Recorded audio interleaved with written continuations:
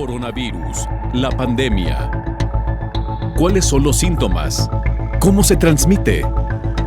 ¿Qué puedo hacer para protegerme y prevenir la propagación de la enfermedad? Nuevo padecimiento que ha encendido las alarmas de los sistemas de salud. Coronavirus, la pandemia. ¿Qué tal? ¿Cómo le va? Bienvenido a un programa más de Coronavirus, la pandemia. Saludamos a nuestra audiencia en México y América Latina que nos siguen a través de Canal 44, La Señal de Todos, y también por las televisoras públicas que se suman a esta transmisión. Saludamos, por supuesto, también a nuestra audiencia en Radio Universidad de Guadalajara y les invitamos para que se pongan en contacto con nosotros en Twitter y Facebook en @Canal 44 TV o a través de WhatsApp en el 33 22 42 06 90. Hoy hablaremos de un tema que sin duda alguna ha sido polémico desde el surgimiento de la pandemia. Nos referimos al uso del cubrebocas o mascarilla. En cada uno de los países de América Latina tiene un nombre distinto, pero es esta protección que se ha recomendado por algunos médicos para hacer frente a esta pandemia, evitar el expulsar el demasiado partículas de saliva, sobre todo en las áreas comunes. Hoy hablaremos del uso de las mascarillas y qué es lo más reciente que ha dicho en torno a este tema la Organización Mundial de la Salud. Aunque al inicio de la pandemia no fue promovida el uso de las mascarillas, ahora hay más voces a favor de contener el virus a través de este artefacto. El repunte de casos llevó a California, en Estados Unidos, a decretar el uso obligatorio de las mascarillas. También estaremos hablando del regreso de la llamada nueva normalidad, el regreso a la llamada nueva normalidad, en donde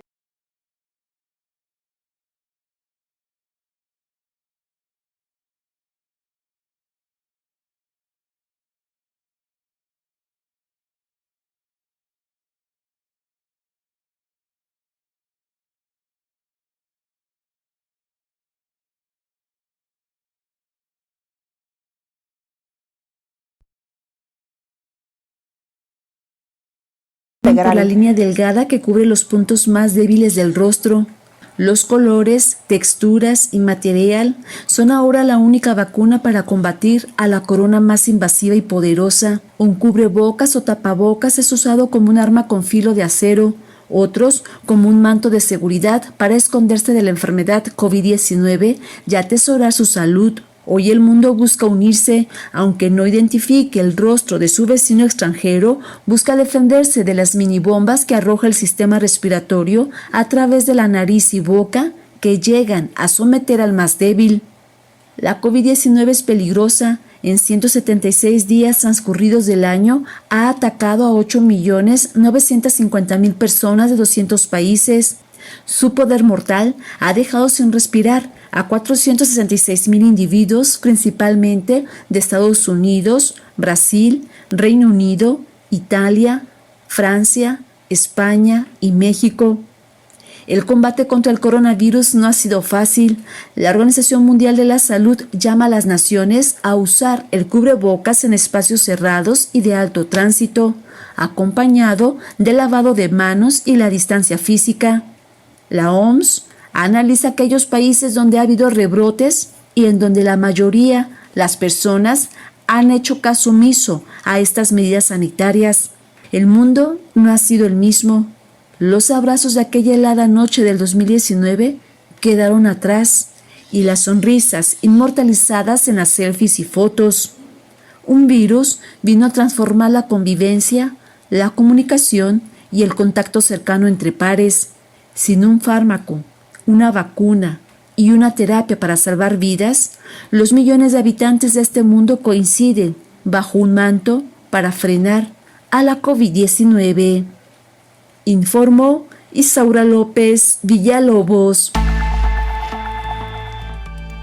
Como nos lo comentaba nuestra compañera Isaura López, esta mascarilla al principio que no fue del todo recomendada por la Organización Mundial de la Salud y que se decía que debería darse preferencia a los profesionales de la salud, los que estaban en contacto con los enfermos de COVID, para su adecuada protección, y se hablaba también de que quienes deberían de utilizar la mascarilla eran aquellas personas que tenían algún síntoma.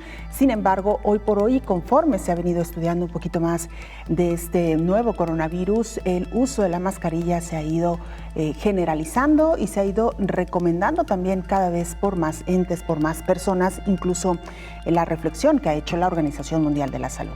Vamos precisamente a la sede de la Organización Mundial de la Salud. Ahí se encuentra nuestro compañero Antonio Broto en Ginebra, Suiza. Antonio, te saludamos. Cuéntanos qué es lo más reciente que ha dicho la OMS.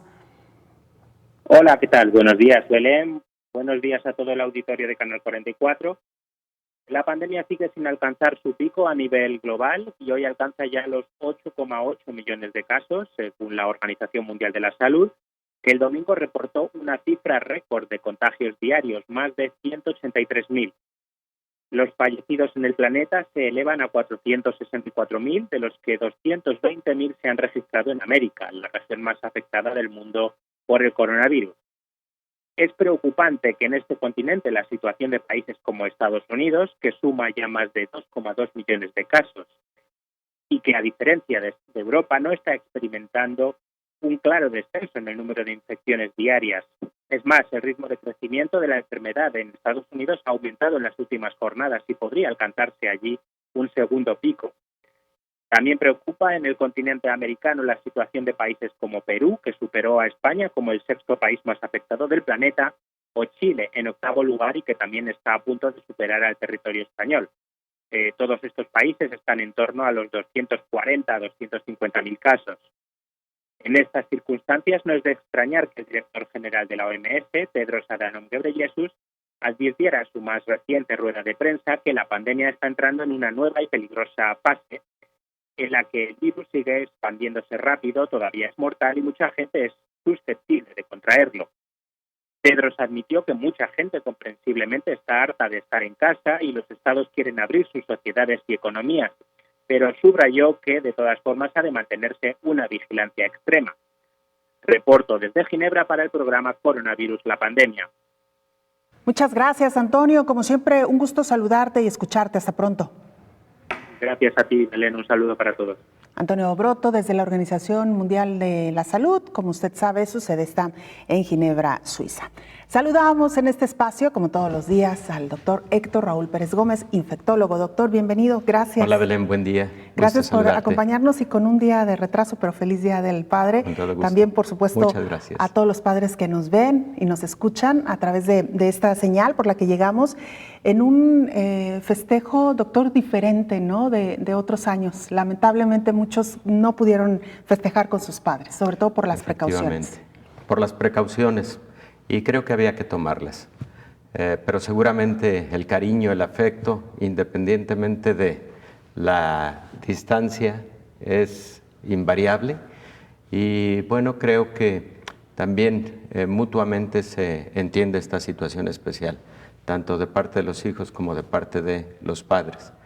Y vendrán tiempos mejores en donde les hagamos un festejo doble. Así es, ya tendremos oportunidad de festejar, de cobrarnos todos los festejos pendientes. Así es. Y ojalá que pueda ser hacia Navidad, ¿no? Hacia las Navidades. Esperemos. Donde ya esperemos que ya tengamos un panorama mejor. Doctor, hoy dedicaremos nuestro programa a hablar sobre el uso de las mascarillas, el cubrebocas, que como lo conocemos en México, y que sin duda alguna ha sido uno de los temas más polémicos a lo largo de esta pandemia, doctor. Muy polémico.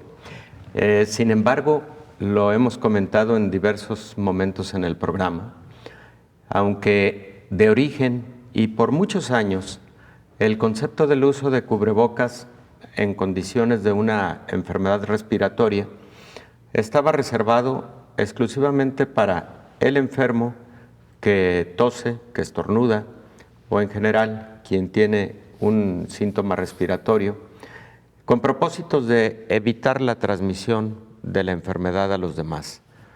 Eso derivado de lo que conocemos muy bien como el mecanismo de transmisión de enfermedades respiratorias a través de pequeñas gotas, de gotículas, que son más pequeñas aún, 5 micras y menos de 5 micras respectivamente.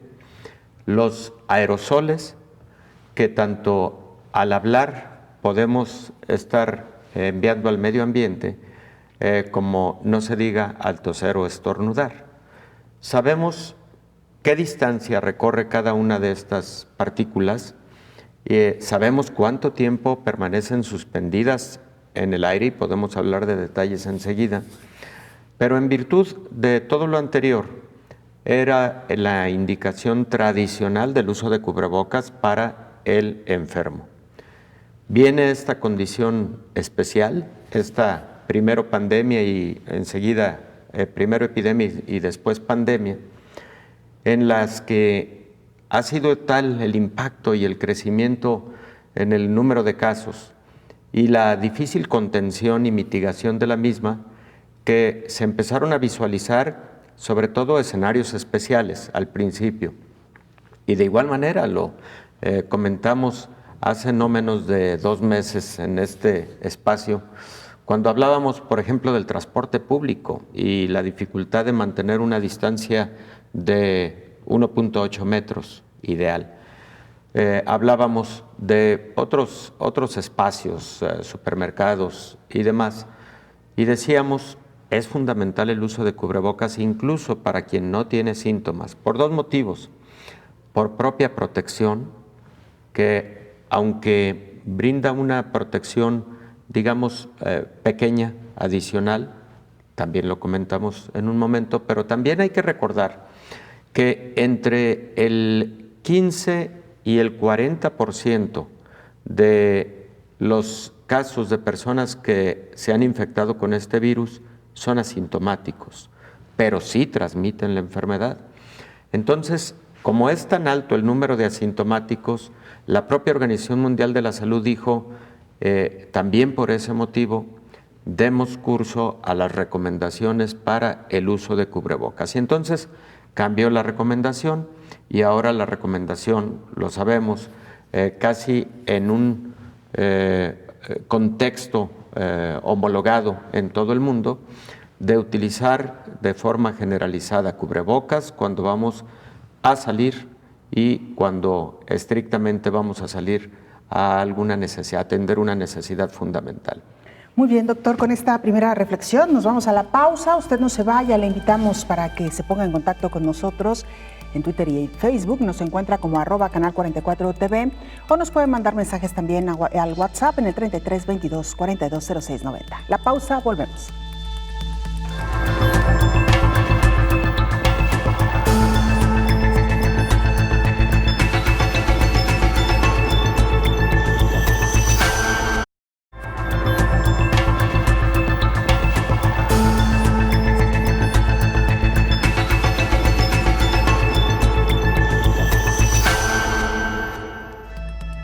Aunque al inicio de la pandemia no fue promovido el uso de las mascarillas en todo el mundo, ahora hay más voces a favor.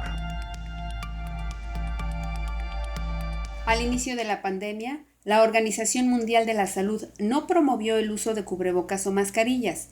Era un entorno en el que había dudas sobre su eficacia. Luego, el 6 de abril, modificó su criterio al señalar que los países podrían considerar el uso cuando otras medidas de higiene de manos o el distanciamiento físico planteen más dificultades. También los Centros para el Control y la Prevención de Enfermedades de Estados Unidos modificaron su postura al respecto. El gobierno americano incluso publicó un video en el cual se explica cómo hacer una mascarilla con una tela de una playera o cualquier otro textil, un proceso sencillo para cualquier persona con material que tenga a la mano. En el 6º mes de la pandemia, al aumentar las evidencias, el organismo internacional aconsejó a los gobiernos alentar al público en general a usar las mascarillas, principalmente donde hay una transmisión generalizada y es difícil el distanciamiento físico. Por ejemplo, en el transporte público, tiendas y otros entornos confinados o abarrotados. En uno de los estudios más recientes, los investigadores de la Universidad de Cambridge explicaron que el uso masivo de mascarillas evita nuevas oleadas del virus combinado con medidas de confinamiento, señaló Richard Stutt, uno de los autores. El fin de semana, el director de la Organización Mundial de la Salud, Tedros Adhanom, advirtió que el mundo entró en una fase peligrosa por el número registrado de nuevos casos en un solo día. El mundo está en una fase nueva y peligrosa. Es comprensible que muchas personas estén hartas de estar en casa.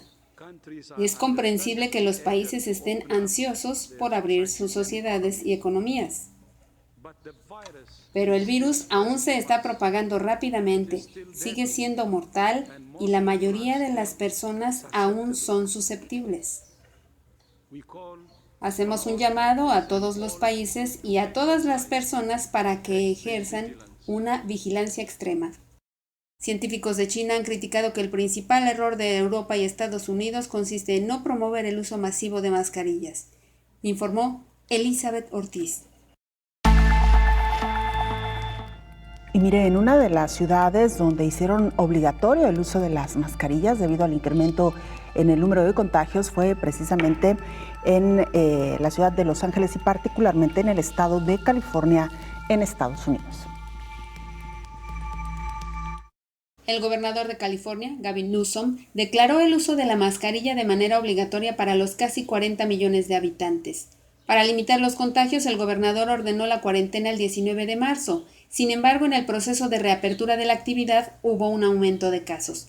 La función principal del uso de la mascarilla es reducir la liberación de partículas infecciosas en el aire cuando alguien habla, tose o estornuda, incluso una persona que tiene COVID-19, pero que se siente bien. Se lee en el documento que hace obligatorio su uso.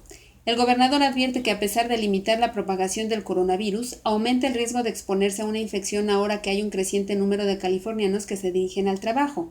El estado tuvo un repunte de 4.084 nuevos casos, que significó el mayor aumento diario, y 82 muertes más de la mitad del condado en Los Ángeles.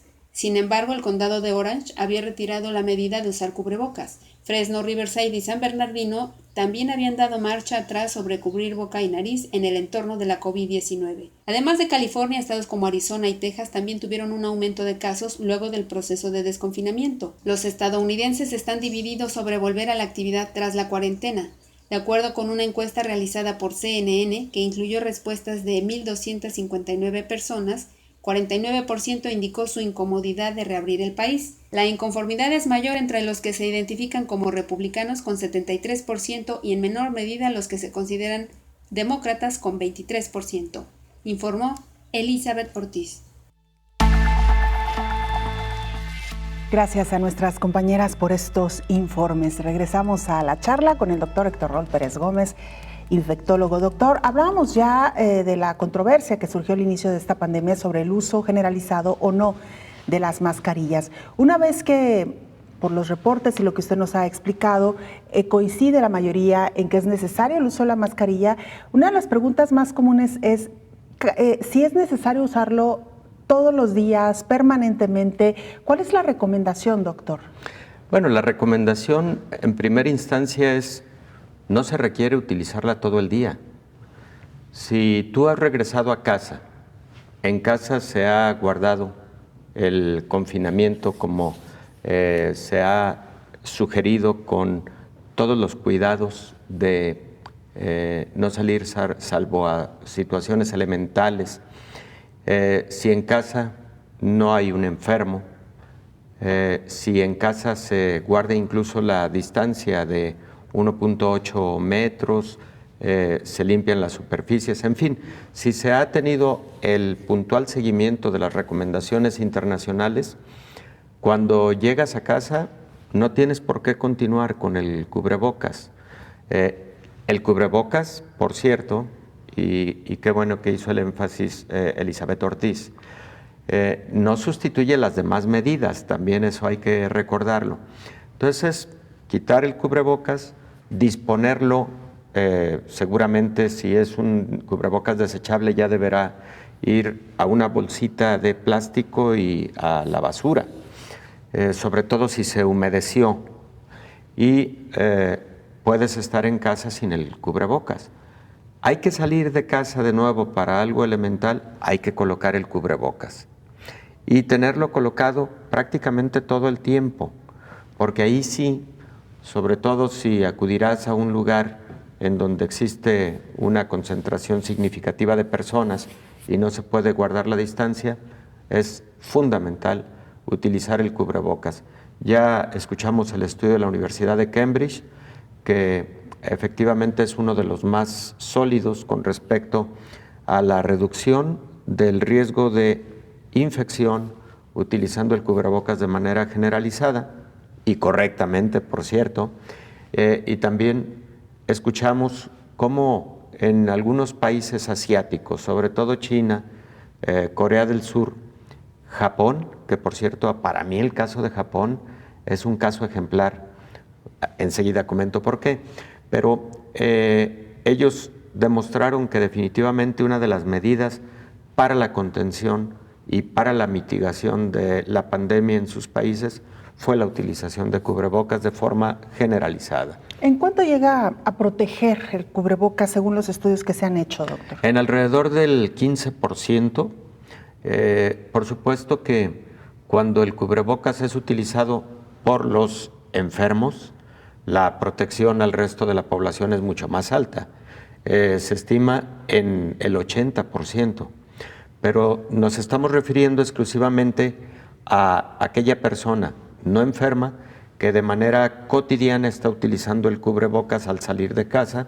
La respuesta es alrededor del 15% de protección, bien colocado, bien utilizado, durante el tiempo en el que el cubrebocas está seco. Cuando el cubrebocas ya se ha humedecido por la respiración, hay que cambiar de cubrebocas y no estarlo moviendo. Cuando colocamos el cubrebocas es en el primer paso, procurar que quede perfectamente colocado sobre nariz, particularmente sobre la pirámide nasal y prácticamente hasta la parte inferior de la mandíbula, para que la cobertura sea adecuada. Si no está cubriendo nariz y boca, ese cubrebocas no está prácticamente sirviendo para nada. Hay que utilizarlo correctamente, utilizarlo y utilizarlo bien. Doctor, ¿por qué se ha hablado de que el uso durante periodos prolongados del cubrebocas puede generar algunos efectos adversos, principalmente por la generación de algunos gases propios del cuerpo? Claro, eso también hay que considerarlo. El cubrebocas puede generar que en la bolsa que se genera entre la superficie corporal y el propio cubrebocas se acumule una concentración mayor de dióxido de carbono. La inhalación continua de ese dióxido de carbono, claro, mezclado con el aire ambiental, sí puede generar algunos síntomas, mareo, por ejemplo, puede generar un poco de dificultad para respirar y claro que esos son efectos adversos inconvenientes, pero ahí la recomendación es siempre buscar la manera de estar descansando del uso de cubrebocas, pero descansando en un lugar seguro, en un lugar en donde no estoy en contacto con más personas, preferentemente el hogar.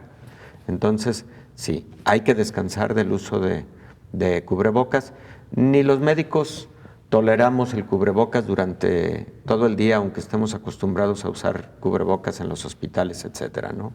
Ni el personal de salud toleramos tanto tiempo con el uso de cubrebocas y menos aún con el uso de cubrebocas N95 o mascarillas de alta eficiencia, porque son más herméticos aún y por lo tanto generan más concentración de dióxido de carbono en la cavidad o en la cámara que se genera ahí. Entonces, pero se tiene que estar buscando el espacio y el tiempo idóneo para descansar del uso de cubrebocas durante cierto espacio. Así es, doctor. Bueno, regresamos porque tenemos todavía muchas más preguntas, inquietudes también en torno al uso de las mascarillas o cubrebocas. Seguramente en su país tendrán una propia manera de nombrarlos, pero digamos que el uso general, el término general o más común, doctor, ha sido la mascarilla, ¿no? Que es lo que todos entendemos. Vamos a hacer una pausa, regresamos, usted no se vaya, está en Coronavirus, la pandemia.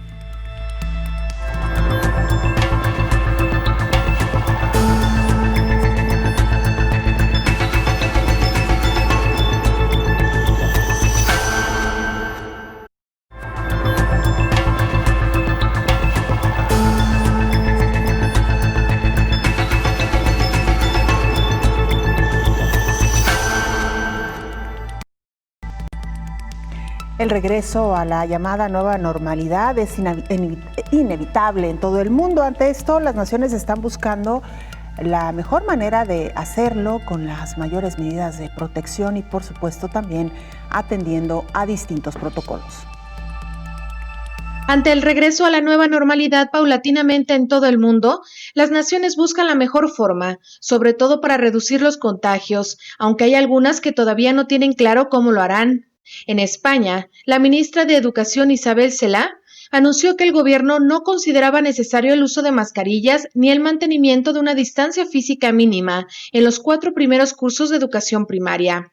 Sin embargo, investigadores de la Universidad de Granada ofrecen resultados de cálculos matemáticos que contradicen esa idea de que no habría riesgos en esos grupos escolares. Explican que el primer día de clases cada alumno estaría expuesto a 74 personas.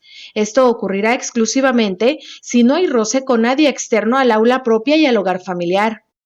El segundo día, explica el coordinador del proyecto, Alberto Aragón, la interacción alcanzaría a las 808 personas, considerando exclusivamente las relaciones sin distanciamiento ni mascarilla de la clase propia y la de las clases de hermanos y hermanas de los alumnos en estudio. La proyección sobre el papel supera los 15,000 contactos en 3 días.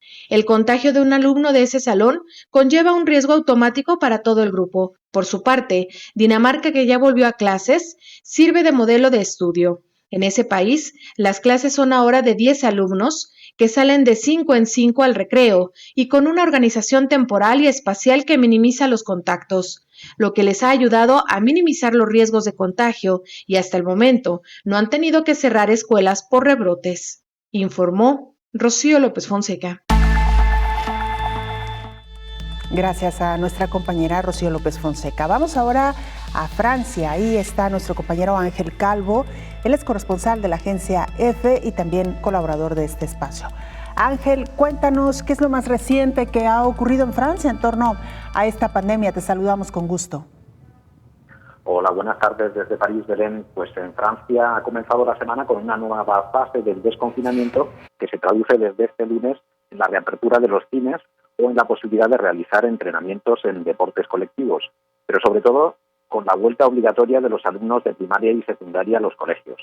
Pero la semana también ha empezado con la controversia generada por lo ocurrido este domingo en varias ciudades y sobre todo en París por las concentraciones de cientos, incluso miles de personas en la calle para celebrar la fiesta de la música sin mantener las distancias de seguridad y en su inmensa mayoría sin mascarillas. El ministro de Cultura ha tenido que intervenir para puntualizar que si bien se había permitido la celebración de esa fiesta, se había pedido responsabilidad. Y aunque globalmente dice que se habían respetado las consignas de seguridad, algunos no lo han hecho, algo que, según ha dicho, es lamentable. Más allá de esta polémica, la noticia del día, como decía antes, ha sido la vuelta de los alumnos de primaria y de secundaria a clase de forma obligatoria. Habían vuelto, pero solo de forma voluntaria y en la práctica habían sido muy pocos los que estaban de vuelta en las aulas. Ahora lo van a hacer de forma obligatoria, solo durante las 2 semanas que quedan hasta las vacaciones de verano. El objetivo principal de estas 2 semanas, según ha dicho el ministro de Educación, es restablecer el contacto y de forma muy particular con el 4% de los alumnos que se calcula que se han quedado descolgados durante el confinamiento. De acuerdo con las cifras facilitadas por las autoridades sanitarias, este domingo murieron en Francia 7 personas por el coronavirus en los centros hospitalarios, lo que eleva el total de fallecidos a 29.640 desde el comienzo de la epidemia en marzo. Hay que tener en cuenta que los fallecimientos en las residencias de ancianos en Francia solo se contabilizan una vez a la semana, los martes. Además, todavía continúan ingresados 9.823 pacientes por la enfermedad. Este fin de semana se bajó de los 10.000 por primera vez en 3 meses y de todos ellos 715 están en cuidados intensivos, el mismo número que el sábado.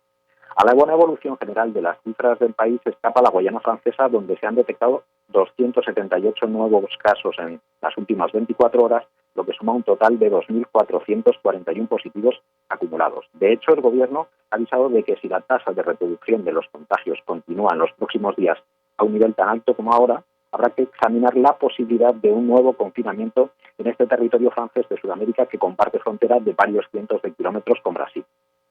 Por el contrario, en lo que se conoce como la Francia metropolitana, el desconfinamiento se va a acelerar con una batería de medidas anunciadas por el Gobierno este fin de semana. Por ejemplo, a partir del 11 de julio, los estadios y los hipódromos podrán recibir de nuevo a público con un aforo máximo de 5.000 espectadores, al menos en principio hasta el 1 de septiembre. Y además, las salas de espectáculo también podrán reabrir a partir de esa fecha, aunque cuando acojan a más de 1.500 personas deberán realizar una declaración previa para garantizar que se respetan las precauciones sanitarias.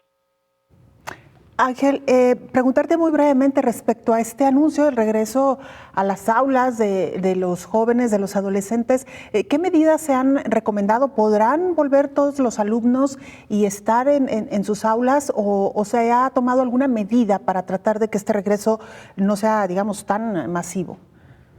Sí, pues mira, como decía antes, los alumnos podían ir volviendo de forma muy escalonada y parcial desde el mes de mayo. Ahora lo que cambia es que el Gobierno decidió que esa vuelta tenía que ser obligatoria, es decir, que en principio todos los alumnos de primaria y de secundaria tienen que volver a las aulas desde hoy y durante las próximas 2 semanas. Entonces, para posibilitar que todos vuelvan a las clases, lo que ha hecho el Gobierno es modificar los protocolos que él mismo había establecido hace unas semanas. Mientras que hace unas semanas, por ejemplo, se establecía que cada alumno tenía que tener en el aula 4 metros cuadrados, lo cual limitaba muchísimo el número de alumnos que podían ir por cada aula. Ahora esa medida se ha suprimido y ahora lo único que se pide es que los alumnos estén separados a 1 metro el uno del otro. Luego, aparte de eso, los que sí que se mantiene es que los estudiantes de más de 11 años tienen que llevar obligatoriamente mascarilla en las clases. Los profesores también tienen que llevarlas todo. Y luego, en el caso también de los más pequeños, de los que van a lo que aquí se llama la escuela maternal, a esos no se les impone, por supuesto, no se les impone la mascarilla y tampoco se les imponen reglas de distanciamiento. Es decir, se entiende que a tan cortas edades es muy difícil mantener las distancias entre los alumnos y entre los profesores y los alumnos. Y esas son más o menos las nuevas reglas que existen ahora. También hasta ahora, por ejemplo, el número máximo de alumnos por aula era de 15, ahora esa regla también ha faltado. Claro. Y el tema de los rebrotes, ustedes que están tan cercanos de países, por ejemplo, como Alemania, donde ya se han registrado estos rebrotes, ¿qué ha pasado en Francia con esta situación, Ángel? En Francia se tienen localizados algunos rebrotes, pero digamos que son rebrotes localizados según lo que dicen las autoridades, y donde más preocupa la situación, como contaba antes, es en la Guayana Francesa. Es en la Guayana Francesa donde parece que los contagios se están acelerando y la situación allí está preocupando. Hay que tener en cuenta que la Guayana Francesa es un territorio en el Amazonas, en la cuenca del Amazonas, que es limítrofe con Brasil y, como sabemos, pues Brasil es en este momento uno de los focos de la epidemia a nivel mundial. Con lo cual, ahí hay una situación particularmente delicada y el Gobierno francés, de hecho, ya ha dicho que no descarta volver allí a confinar a la población como se había hecho anteriormente. Claro. Ángel, como siempre, un gusto saludarte y escucharte. Gracias por esta información muy interesante. Buenas tardes, Belén. Hasta pronto. Ángel Calvo es corresponsal de la agencia EFE en Francia y colaborador también de este espacio. Doctor Héctor Raúl Pérez Gómez, infectólogo. Interesante escuchar las medidas que van tomando los países que van de alguna manera saliendo de esta primera etapa de la pandemia. Hay que decirlo, vienen los rebrotes, como ya están ocurriendo en algunos otros países. Y bueno, pues este regreso necesario a las aulas, que tarde que temprano lo vamos a tener que aplicar en países como México y el resto de América Latina, ¿no? Donde ya las medidas van a ser prácticamente imposibles de controlar, ¿no?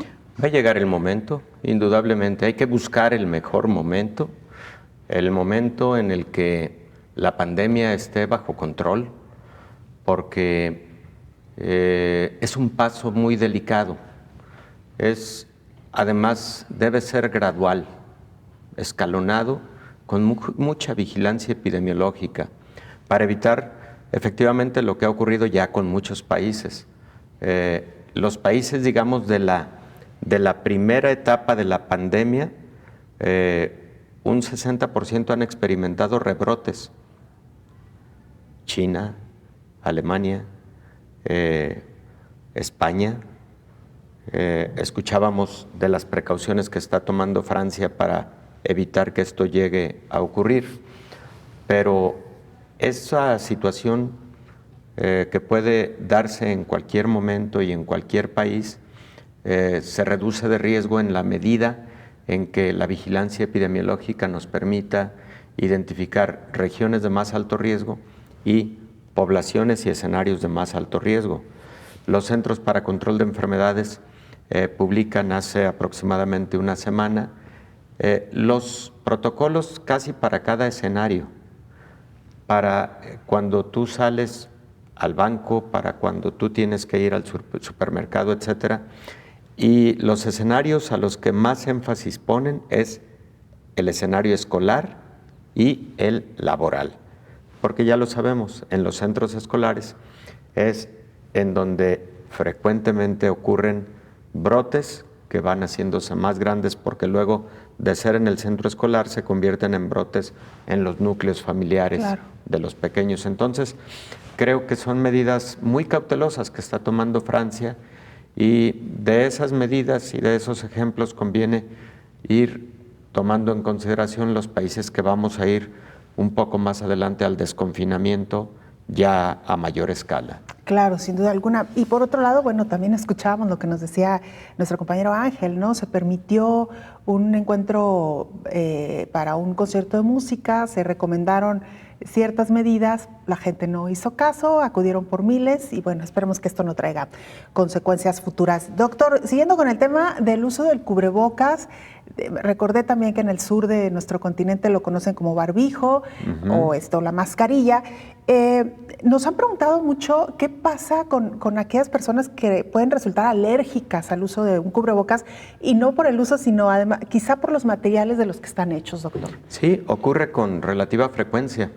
Ahí intentar, por ejemplo, un cubrebocas con tela de algodón, lo más pura posible, con tejido, preferentemente un tejido de buena densidad, doble capa, y son cubrebocas muy útiles, mucho menos alergénicos que los cubrebocas que se realizan o que comercialmente se venden y conocidos como cubrebocas quirúrgicos, que son de una tela con microfibras y que pueden generar más riesgo de alergia. Entonces, quien así sufre de una alergia puede intentar con un cubrebocas de algodón. Y hablando precisamente de los tipos de mascarillas, que aquí lo hemos hablado en reiteradas ocasiones, doctor, pero estos que se volvieron tan comunes y que incluso, ahora sí que si lo podemos poner de esta manera, saltaron a la fama los N95, doctor, ¿no? Sí, los N95 están reservados para el personal de la salud que realiza procedimientos de alto riesgo en unidades de COVID. Está reservado para pacientes, para el personal de la salud, que incluso fuera de áreas de COVID realiza intubaciones en este momento, que realiza procedimientos quirúrgicos, etc. El uso de cubrebocas en general no está indicado para la población, para los escenarios comunes, por varios motivos. Primero, los costos, y hay que tener en consideración el hecho de que ese tipo de insumos hay que reservarlos para los escenarios correctos, porque se convirtieron primero en insumos muy caros y escasos. Entonces, no es recomendable que los esté utilizando la población general. Y la otra situación, si es pesado utilizar un cubrebocas común durante un periodo largo de tiempo, un N95 es verdaderamente difícil porque es mucho menos permeable y por lo tanto más hermético. Se convierte en algo cansado de utilizar. Doctor, antes de irnos a la pausa, nos preguntan y nos hacen el comentario y con mucha razón que se han comenzado a elaborar algunos cubrebocas con filtros de aire EPA, también con bolsas para aspiradoras, o sea, con el material, ¿no?, que se utiliza para las bolsas para aspiradoras, capas de fundas, más bien, las fundas de almohada, estas que conocemos de 600 hilos, y telas similares a pijamas de franela. ¿Qué tanto estos materiales también pueden resultar, beneficiosos? De todos ellos, el de tela de algodón de 600 hilos, lo que decíamos antes, una tela de algodón de buena densidad, es el preferentemente utilizado para la realización de cubrebocas de forma casera y doble capa, preferentemente. Los cubrebocas que son de otro tipo de tela pueden tener una filtración modificada de tal manera que puede permitir la entrada de partículas y eso es lo que precisamente queremos evitar. Y número 3, los cubrebocas, por ejemplo, con algún componente plástico, evidentemente puede generar la dificultad de contener más dióxido de carbono en la cámara y por lo tanto eso generar algún efecto inconveniente para la salud. Entonces, si va a ser fabricado en casa para propósitos de cotidianidad, doble capa, algodón, suficientemente amplio, insisto, que no quede como una pequeña banda que pareciera más para que la gente no esté hablando tanto. Sí, una especie de mordaza, digamos. Oye, por cierto, Belén, comentaba yo hace un momento lo relativo a culturas como Japón. Japón tiene en su aspecto cultural del cada día, hablan poco, son más bien muy reservados y particularmente en los lugares públicos. No se comenta mucho sobre este tópico, pero era motivo de una reflexión personal hace unos días. Japón, teniendo, si mal no recuerdo, alrededor de 80 millones de habitantes, vamos, es una población densa para la extensión territorial de Japón, tuvo pocos casos y no ha tenido grandes incidentes en cuanto a rebrotes, etcétera. Tuvo pocos casos de coronavirus o de COVID-19 y también una baja letalidad. Pero también, cuando se analizan todos esos detalles, Japón es una de las culturas en donde el hablar es reservado, es moderado y eso creo que puede influir, cuenta, porque, insisto, está plenamente comprobado y hay una publicación última reciente, hace menos de una semana, en donde se identifica contundentemente la vía respiratoria como la vía de transmisión, más que incluso las superficies. Lo platicábamos el viernes precisamente. Bueno, pues entonces probablemente en lugares como el transporte público, una buena ayuda sería solicitar atentamente a quienes hacen uso del transporte público, pues de viajar preferentemente en silencio o lo más posible en silencio. Vamos a regresar con este ejemplo que usted pone, doctor, porque me parece interesante también los japoneses que desde siempre y por cultura han guardado su sana distancia. También. No son muy afectos al saludo de manos, ni tampoco al abrazo, al beso. Esto también probablemente haya influido. Con esto regresamos, si le parece, doctor. Usted claro no se vaya, sí, porque también veremos si tendremos tiempo de comentar un reciente estudio respecto a los tipos de sangre. Esto también le va a interesar. Regresamos con más.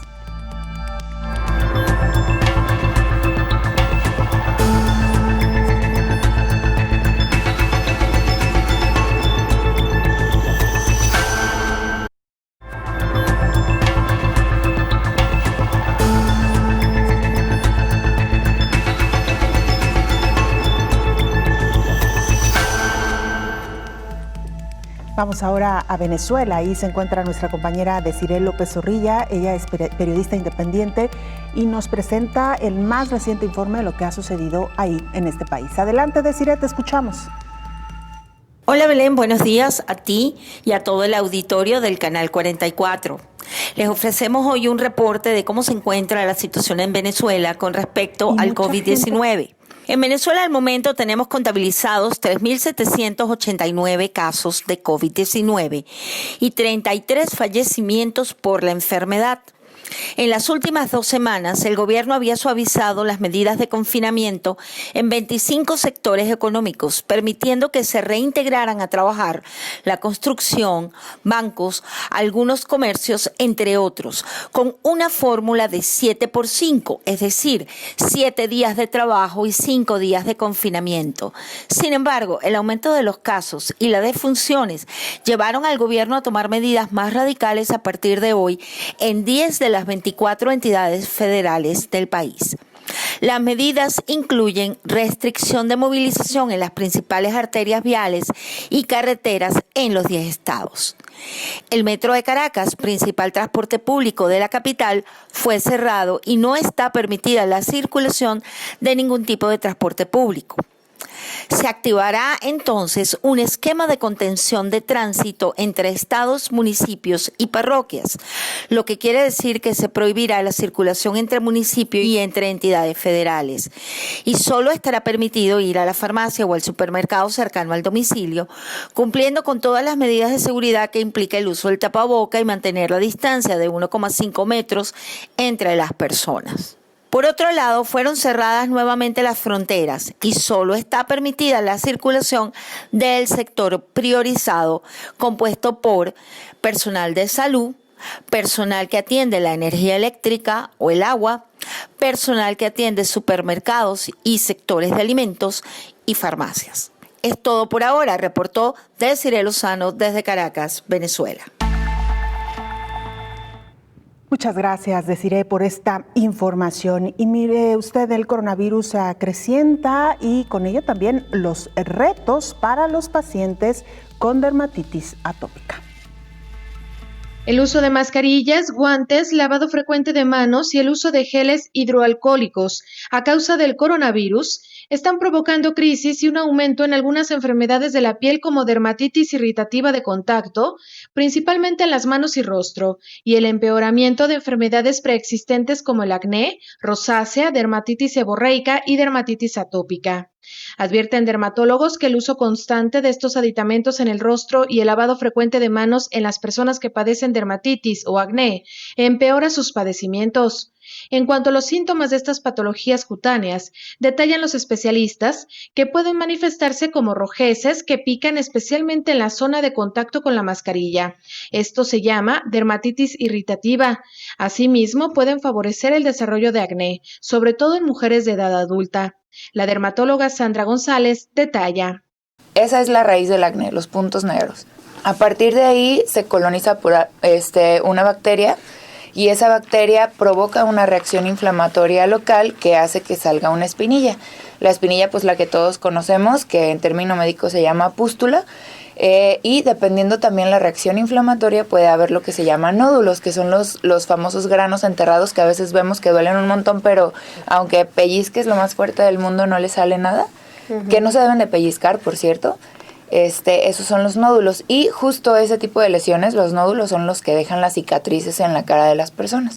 Otro grupo de pacientes especialmente en riesgo de complicaciones cutáneas por el uso de mascarillas son aquellos que tienen rosácea, enfermedad que se asocia a una piel muy intolerante ante cualquier agresión física como el frío, el calor, el sol o los cosméticos.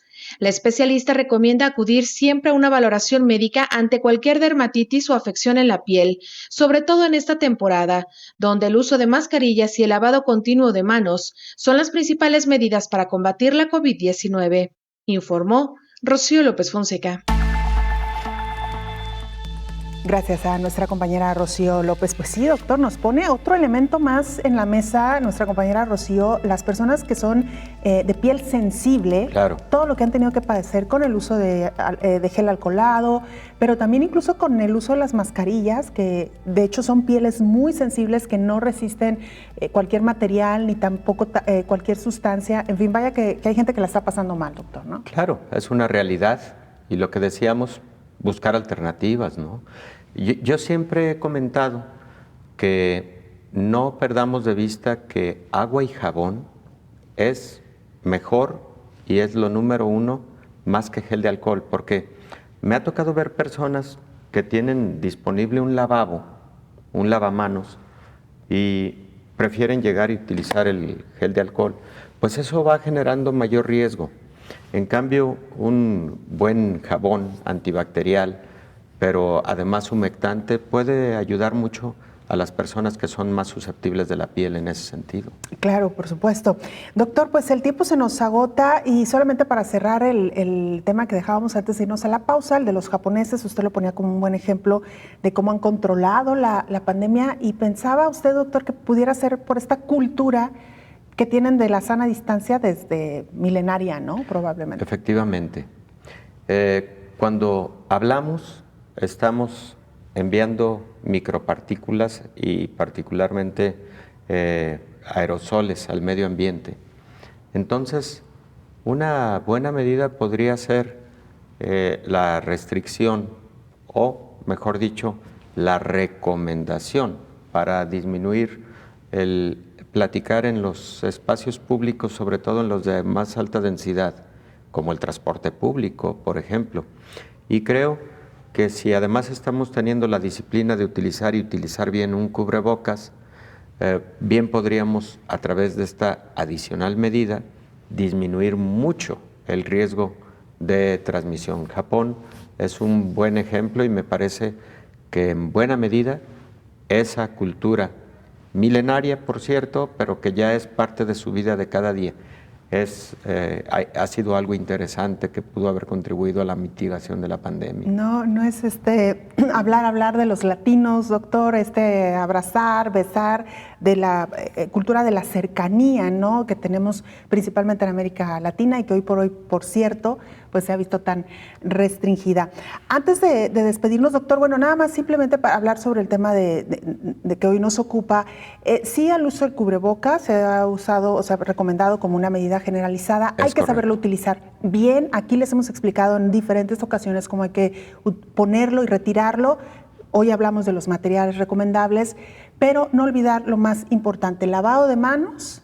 Así y es. La sana distancia. La distancia, 1.8 metros, si son 2, mejor. Así es. Doctor, antes de irnos, nos comentaba sobre un estudio reciente acerca de los tipos de sangre en la humanidad, sí, y cuál de ellas es más susceptible a desarrollar enfermedad grave por COVID. Fíjate que el fin de semana fue publicado en el New England Journal of Medicine un estudio sobre perfil genético de personas que tuvieron COVID en hospitales en España y en Italia. Brevemente, alrededor de 12,000 personas estudiadas, un grupo control, pero además a quienes tuvieron COVID los subdividieron entre aquellos que tuvieron la forma grave de la enfermedad y la forma crítica de la enfermedad. Y entonces se analizó el perfil genético y se encontró particularmente en el cromosoma 9, en una región del cromosoma 9, que había mayor actividad de genes que son los principales responsables de la codificación para los grupos sanguíneos, para las proteínas que determinan los grupos sanguíneos.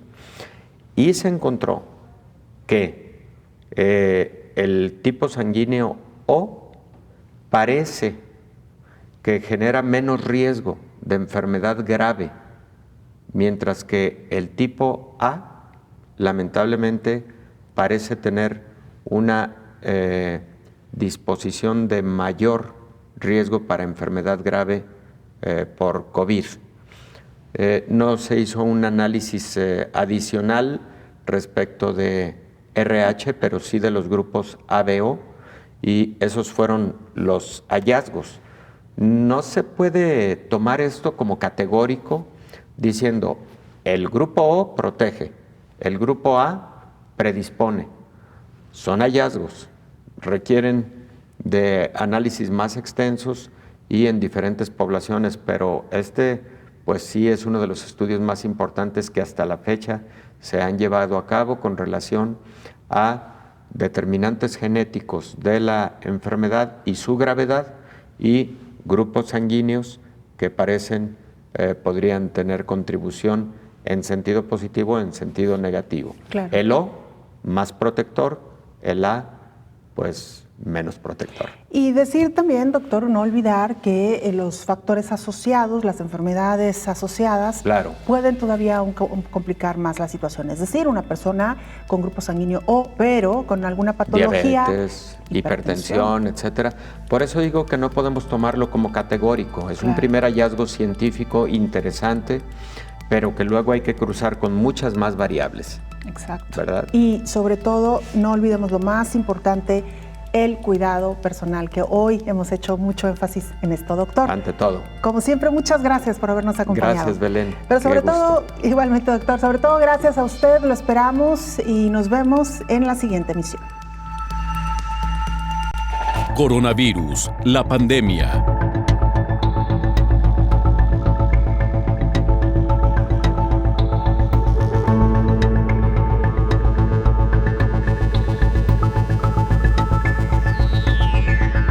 Coronavirus, la pandemia.